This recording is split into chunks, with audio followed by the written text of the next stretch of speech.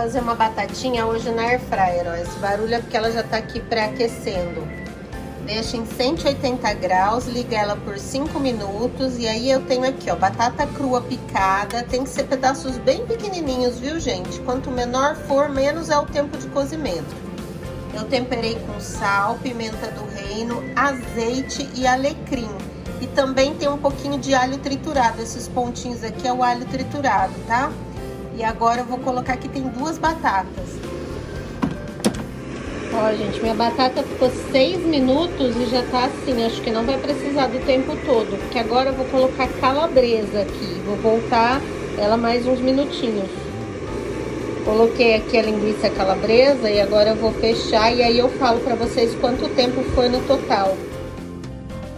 Prontinho, ó como ela fica douradinha. A batata fica bem macia por dentro.